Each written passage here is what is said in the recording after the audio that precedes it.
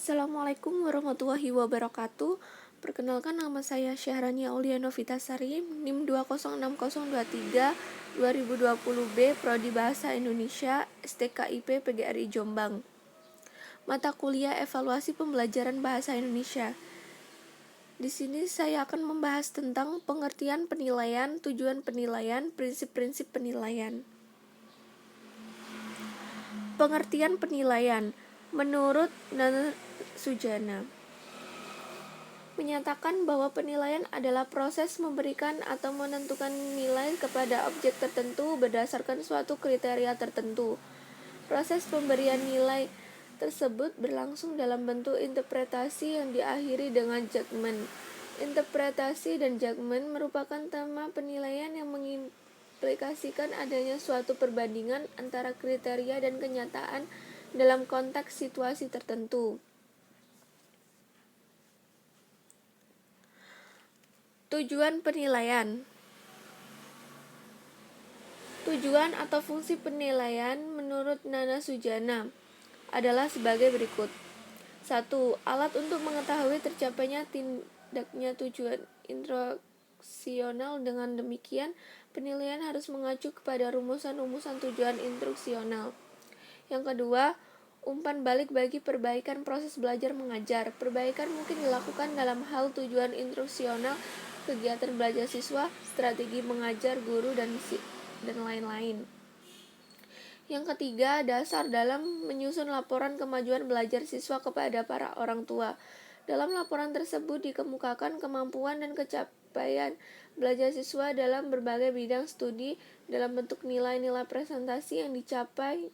Penilaian ini berfungsi sebagai alat untuk mengetahui seberapa berhasil proses belajar mengajar yang terjadi. Selain itu juga sebagai perbaikan dalam melakukan proses belajar mengajar yang dilakukan oleh guru dan siswa, dan juga sebagai laporan kemajuan belajar siswa yang diberikan kepada orang tua agar orang tua mengetahui hasil belajar anaknya dalam bentuk rapot yang biasanya diberikan kepadanya pada akhir semester.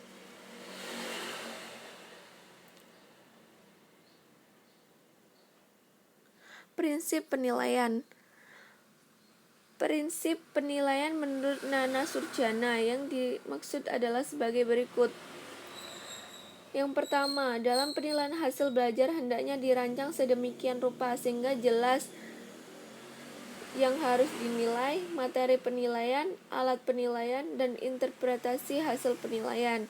Sebagai patokan atau rambu-rambu dalam merancang penilaian hasil belajar adalah kurikulum yang berlaku dan buku pelajaran yang digunakan.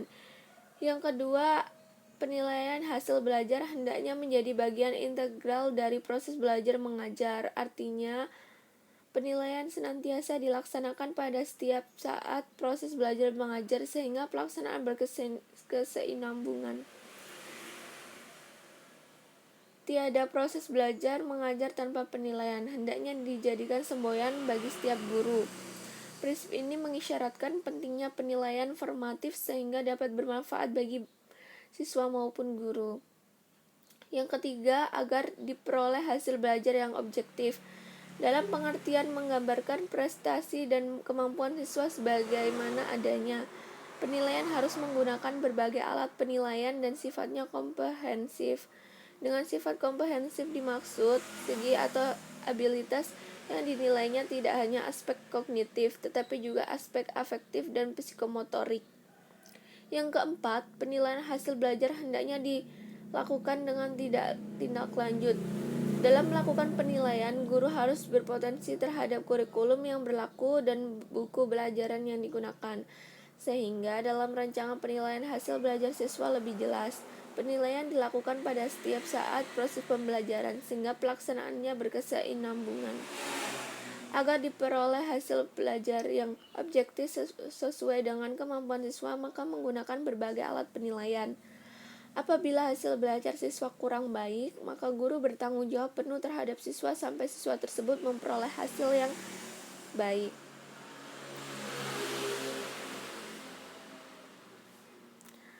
Di sini ada juga Berdasarkan Permendikbud nomor 3 tahun 2017 tentang penilaian hasil belajar oleh pemerintah dan satuan pendidikan, ada 9 prinsip.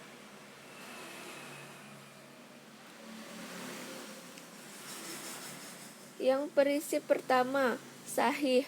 Agar penilaian sahih atau valid, yaitu mengukur apa yang ingin diukur, harus dilakukan berdasarkan pada data yang mencerminkan kemampuan yang diukur.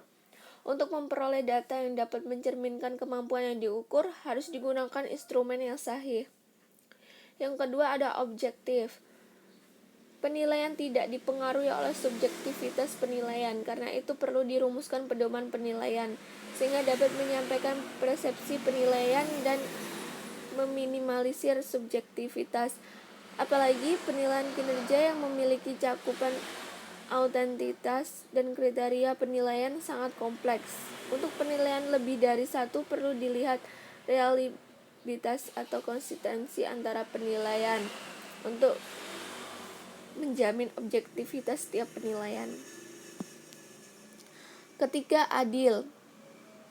Penilaian tidak menguntungkan atau merugikan peserta didik karena perbedaan latar belakang agama, suku, budaya, adat, status sosial, ekonomi, gender, dan lain-lain. Perbedaan hasil penilaian semata-mata harus disebabkan oleh berbedanya capaian belajar peserta didik pada kompetensi yang dinilai. Yang keempat ada terpadu. Penilaian oleh pendidik merupakan salah satu komponen yang tidak terpisahkan dari kegiatan pembelajaran.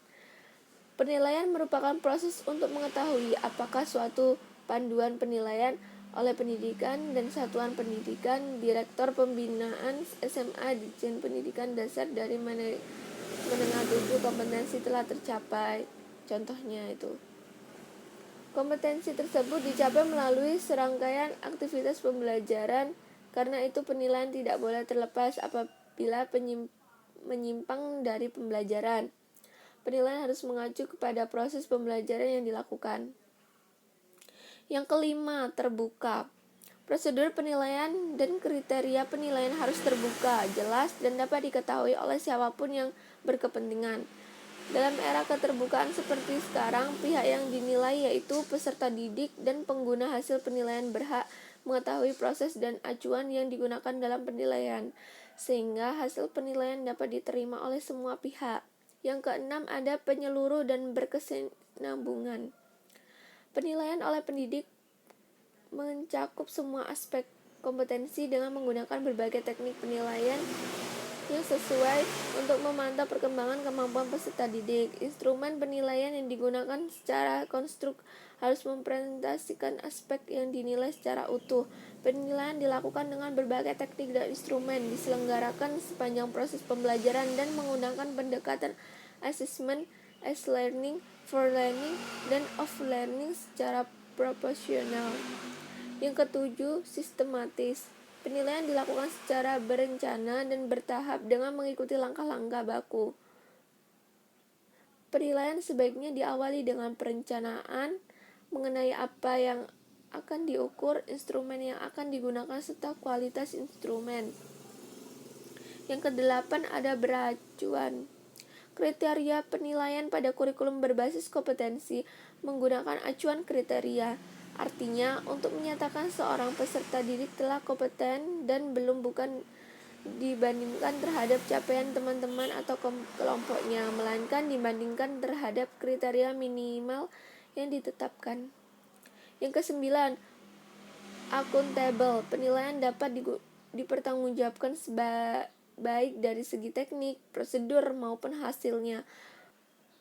Accountable penilaian dapat dipenuhi bila penilaian dilakukan secara sahih, objektif, adil, dan terbuka, sebagaimana telah diuraikan di atas.